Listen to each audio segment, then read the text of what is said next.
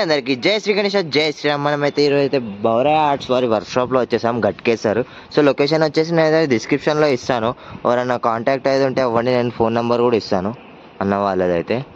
So చూసుకోవచ్చు, స్వామివారికి సంబంధించిన హార్సెస్ చూసుకోవచ్చు. ఇక్కడైతే హార్సెస్ కూడా ఉన్నాయి. సో లోపలికి వెళ్దాము. మనకైతే పెయింటింగ్ వర్క్ కూడా స్టార్ట్ అయిపోయింది అన్న వాళ్ళ దగ్గర అయితే.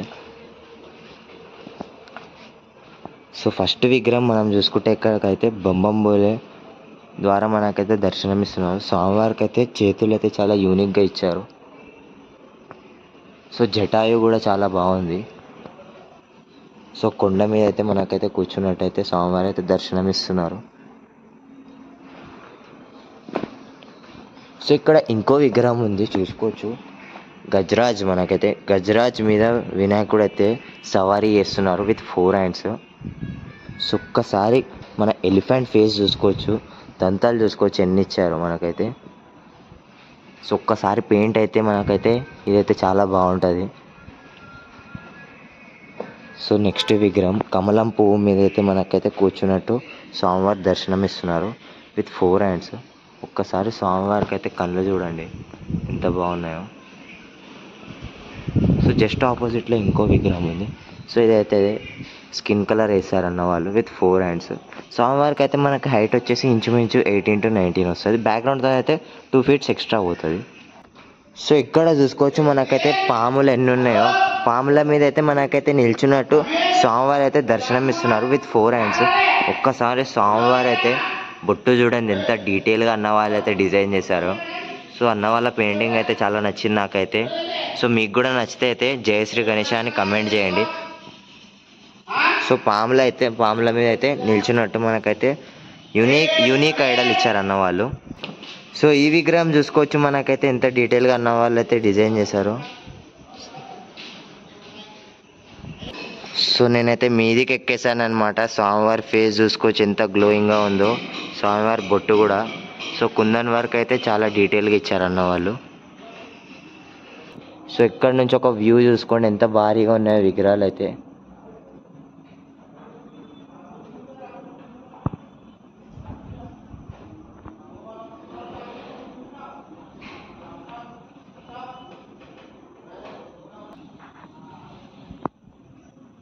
సో ఇక్కడ కూడా సో ప్రతి విగ్రహం మనకైతే యూనిక్గా బొట్టు అయితే డిఫరెంట్గా మనకైతే అన్న ప్రెజెంట్ చేస్తున్నారు. సో ఇక్కడ కూడా మనకైతే సిట్టింగ్ పొజిషన్లో స్వామివారి దర్శనం ఇస్తున్నారు విత్ 4 హ్యాండ్స్. సో చేతులు అయితే శంఖం. సో ఒక్కసారి ఆపోజిట్లో కూడా ఇంకో విగ్రహం ఉంది. ఈ విగ్రహం కూడా మనకైతే సిట్టింగ్ పొజిషన్లో విత్ 4 హ్యాండ్స్. వెనకాలైతే మనకైతే చూసుకోవచ్చు. సో వెనకాలైతే మనకైతే శివుడు, సో పార్వతీదేవి, సో వాళ్ళ పేరెంట్స్ అన్నమాట. సో ఇక్కడ యూనిక్ ఐడల్ మనకైతే చూసుకోవచ్చు రావణాసురు. సో ముందడైతే మనకైతే లింగం వస్తుంది, లింగంకి మన రావణాసురు అయితే పూజ చేస్తున్నట్టు. సో దాని మీద అయితే మన వినాయకుడు అయితే కూర్చొని ఉన్నారు.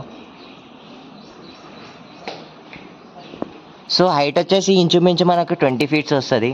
వెడత వచ్చేసి చూసుకోవచ్చు 10 to 11 feet వస్తుంది.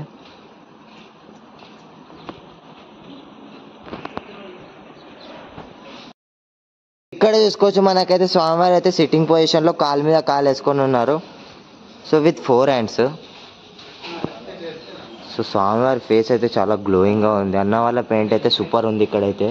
సో ఎవరైనా బుకింగ్ చేసుకునేది ఉంటే చేసుకోండి ఫ్రెండ్స్. సో ఇంకో విగ్రహం మనకైతే కమలం పువ్వు మీద అయితే నిల్చొని ఉన్న స్వామివారు విత్ 4 హ్యాండ్స్. సో చాలా భారీగా ఉంది. హైట్ వచ్చేసి అయితే మనకి ఇంచుమించు 20 feet దాటిపోతుంది. సో ఈ విగ్రహం కూడా ఒక్కసారి చూసుకోండి ఎంత బాగుందో. సో కూర్చొని ఉన్న వినాయకుడు. సో వెనకాలైతే మనకైతే శివుడు, మళ్ళీ పార్వతీదేవి.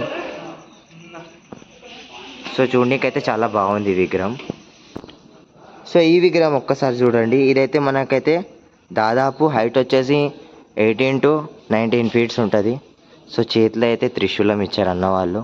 సో చూడనీకైతే చాలా బాగుంది పెయింటింగ్ వర్క్ అయితే. సో ఎవరైనా బుకింగ్ చేసుకున్న వాళ్ళు ఉంటేనైతే నాకైతే కమెంట్ చేయండి, వాళ్ళ అసోసియేషన్ పేరు మళ్ళీ వాళ్ళ లొకేషను. సో ఈ షెడ్లో అయితే